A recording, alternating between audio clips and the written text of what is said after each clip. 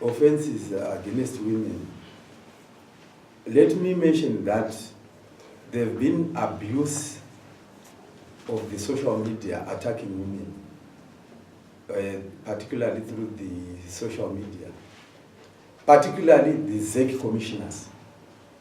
The ZRP commissioners that are women have been abused by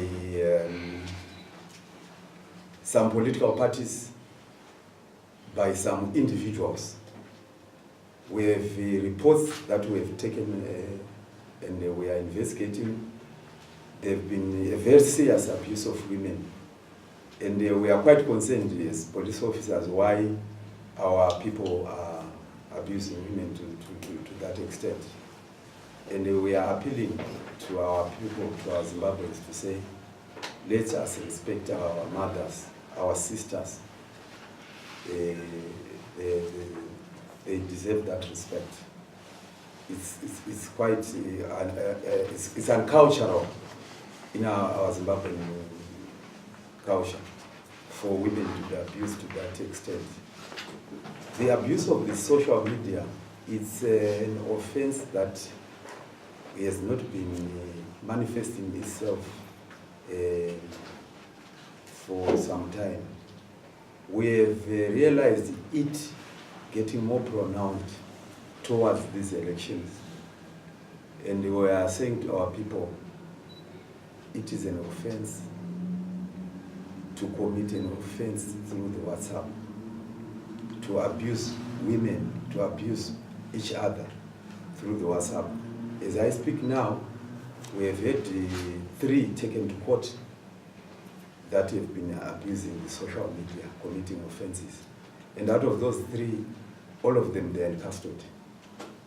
So we are appealing to our Zimbabwean people to stop abusing the social media and to stop abusing our women. Thank you. Let me also add my voice today. We want to say no to violence against women. It is very much pronounced in Zimbabwe. There is a tendency that, in general, people abuse women on social media. And we want to say no. And we also want to say, where are the women groups in Zimbabwe? When all this is happening, they are quiet. They also need to speak against violence against women. As police, we do our part. We've got our victim-friendly unit, but the scope of the violence actually escalates during all elections, 2013 included. We have also suffered as individuals during the 2013 elections when the social media attack against women.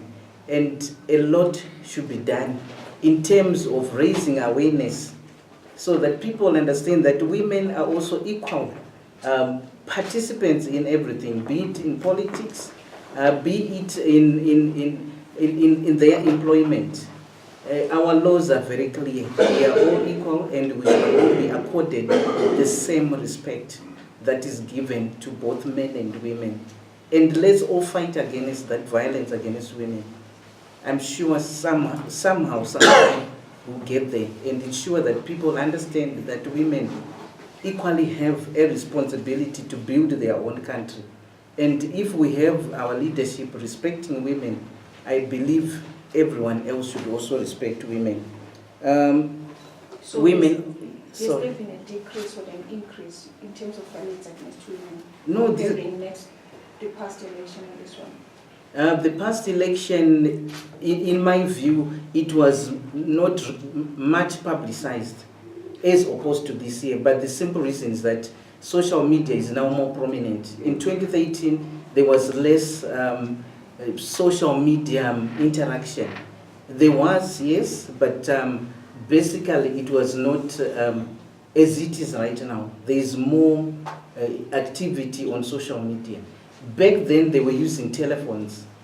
There was a lot of abuse from certain political parties who were sending messages, threatening messages, phoning, especially women who were there in various political parties, even in different entities. But this time around, it is now more on social media, and it is more pronounced because everyone can actually see it.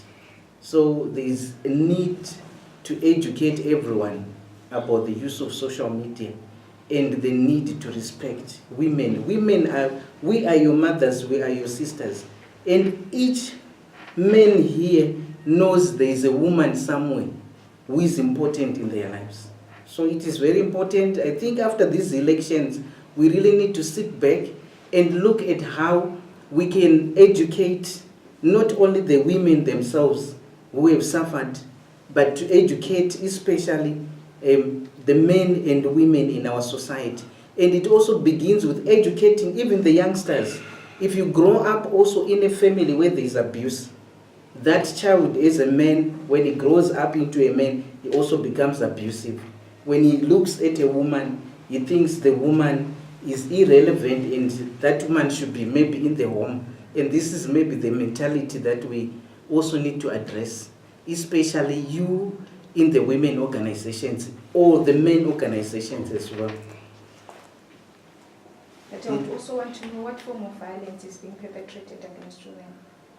The type of violence that is besides the social media one that you're talking about. Abusive, intimidation, hate speech, threatening that you want to kill somebody's child, all that is serious intimidation.